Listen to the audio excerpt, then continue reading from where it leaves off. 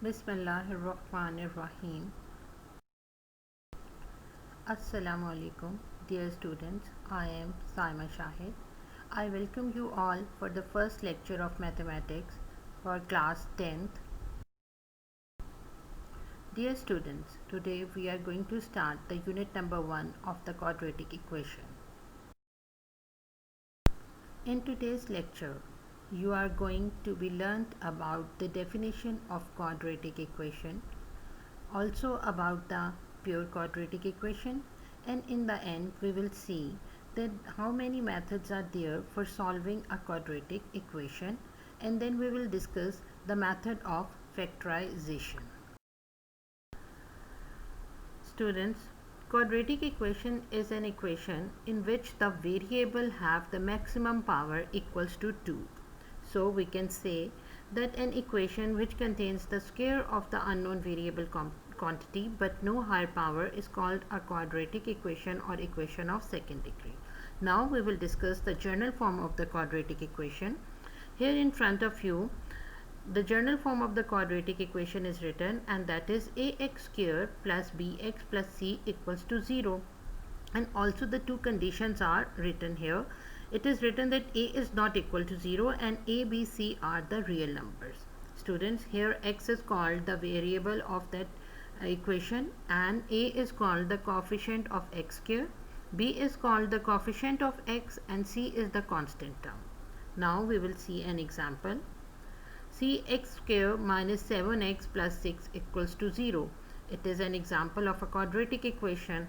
You can able to see that here the coefficient of x square is equals to 1, so a is equals to 1, and the coefficient of x is equals to minus 7, so b is equals to minus 7, and the constant term is 6, so the value of c is equals to 6.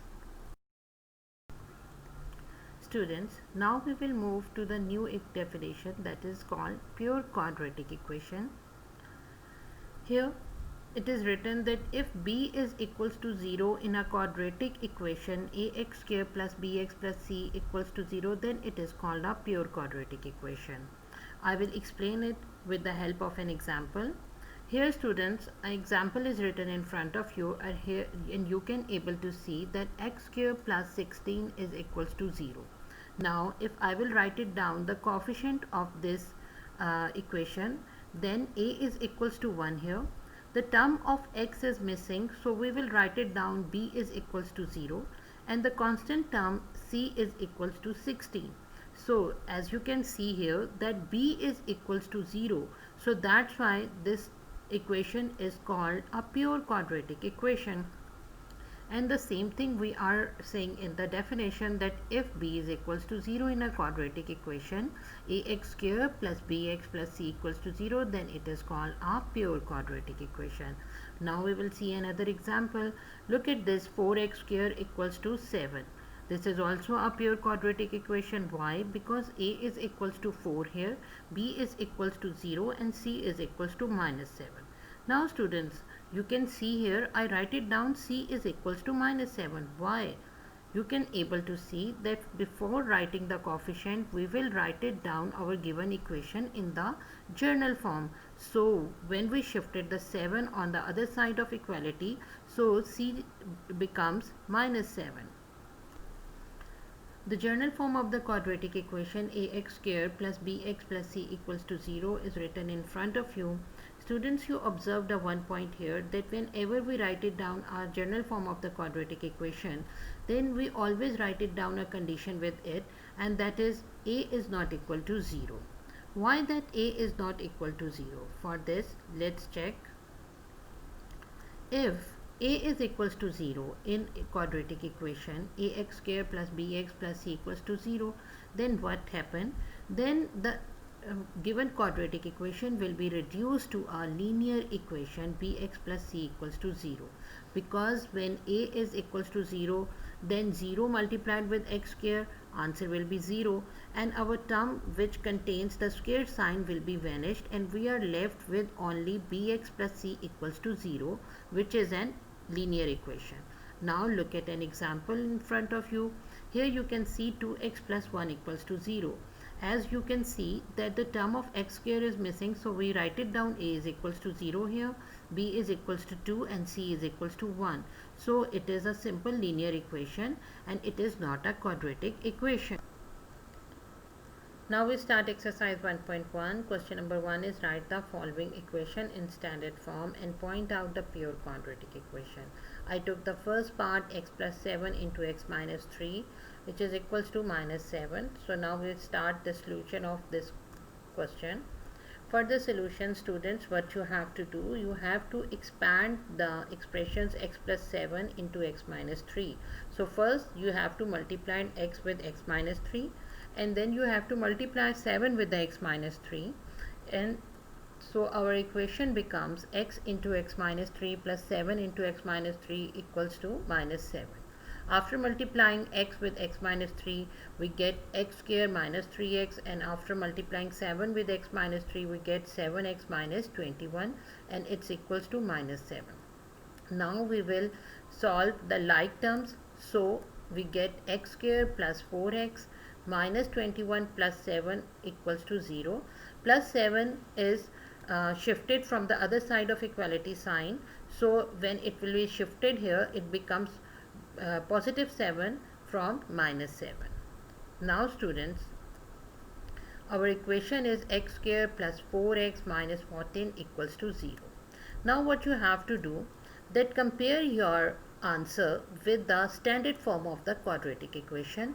And did you remember what is the standard form of the quadratic equation? It was ax square plus bx plus c equals to 0. And you can able to see here that in our given answer equation, we also have all the three terms here. We have a term of x square, we have a term of x, and we have a constant term. So that's why after comparing it with the general form of the quadratic equation, we can say that x square plus 4x minus 14 equals to 0 is a standard quadratic equation. Now student, I took the fifth part of question number 1, and it is x plus 3 over x plus 4 minus x minus 5 over x, and it is equals to 1. Now here we have to remember a rule that when we have to add two fractions or we have to subtract them, first we have to find the LCM of their denominators. So the LCM of x and x plus 4 is x into x plus 4, because LCM is the product of common and the non-common factors.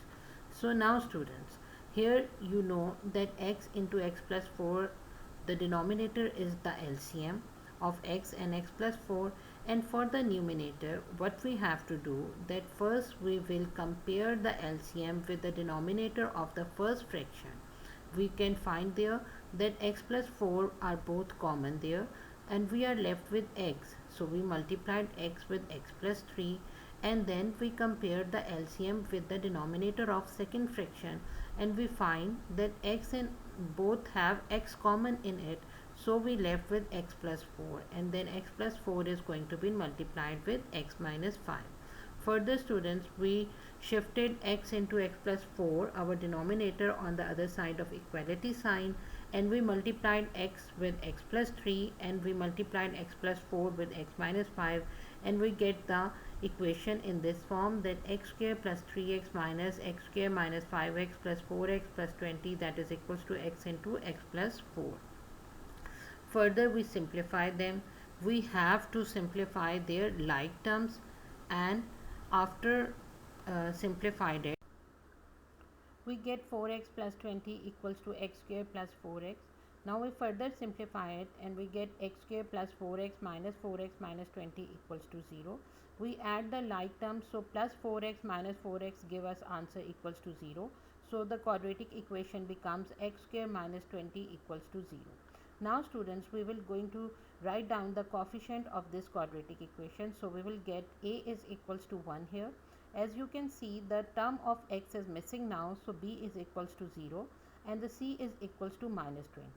You know the definition of the pure quadratic equation, that if b is equals to 0 in any given quadratic equation, then it is called a pure quadratic equation.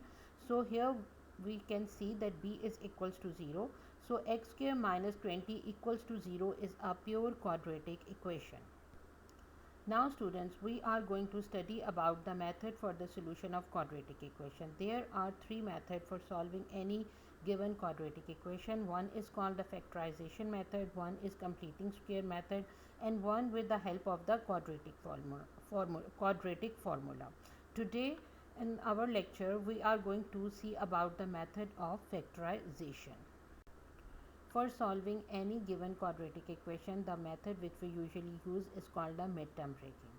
Students, in a midterm breaking, as it is clear from its name, we divide the coefficient of the middle term, that is b, in such a two numbers that when we add these numbers, we get our answer equal to b, and when we multiply them, then our answer should be equal to the product of AC. So here I write it down that we have to break coefficient of x, that is b, in two terms. Let's say n1 and n2 are our required numbers, then n1 plus n2 should be equals to b, and n1 and n2 is equals to AC. I will explain it with the help of a simple example. Students, here it is written that x square plus 3x plus 2 equals to 0. Here the coefficients are a is equals to 1, b is equals to 3, and c is equals to 2. So now we have to divide our middle term in such two numbers that when we add them we will get 3, and when we multiply them our answer should be equal to 2. So the two numbers are 2 and 1, because when we add them we will get 3, and when we multiply them we will get 2 answer. We write it down our quadratic equation x square plus 3x plus 2 equals to 0 in form of x square plus 2x plus x plus 2 equals to 0. We break down our middle term 3x in two terms, that are 2x and x. Now students, first we took the common from the first two terms. X is common there, so we took x common here, and we left with x into x plus 2. Then we took the common from next two terms, and we have plus 1 into x plus 2, that is equals to 0. Next you can see that x plus 2 is again common there, so we took x plus 2 common, and now we have our equation in the form that x plus 2 into x plus 1, that is equals to 0. Question number 2 of exercise 1.1, solved by the factorization method. I took the first part here, x square minus x minus 20 equals to 0. Now we are going to apply the method of midterm breaking on it. Students, first we have to write down the coefficient of this quadratic equation. So a is equals to 1 here, b is equals to minus 1, and c is equals to minus 20. Students, now if you remember that we have to break our middle term b in such two numbers that when we add them the answer should be equals to minus 1, and when we multiply them the answer should be equals to AC, that is equals to minus 20. So if we will search them in the factors of 20, we get two numbers minus 5 and 4. When we add them we get minus 1, and when we multiply them we get minus 20. So our equation x square minus x minus 20 equals to 0 is now written in the form x square minus 5x plus 4x minus 20 equals to 0. Our middle terms coefficient is now break in two terms. Now students, first we have to take the common from the first two terms, that is x, and then we have to take the common from the next two terms, that is 4, and our equation will be written in the form x into x minus 5 plus 4 into x minus 5 equals to 0. Further we took x minus 5 common from both the terms, and we will have x minus 5 into x plus 4, that is equals to 0. Now students, if you remember that the only possibility that two numbers have product equal to 0 is that either one of them should be equal to 0 or both of them should be equal to 0. So we will write it down here that either x minus 5 equals to 0 or x plus 4 equals to 0. And further, when we solve x minus 5 equals to 0, we get answer for x equals to 5, and when we solve x plus 4 equals to 0, we get x is equals to minus 4. 5 and minus 4 are the roots of the quadratic equation x square minus x minus 20 equals to 0, and in the end we will write it down our answer in the form of solution set. Now students, your task is to write down the definition of quadratic equation and pure quadratic equation with examples on your notebook. Also learn these definitions by heart.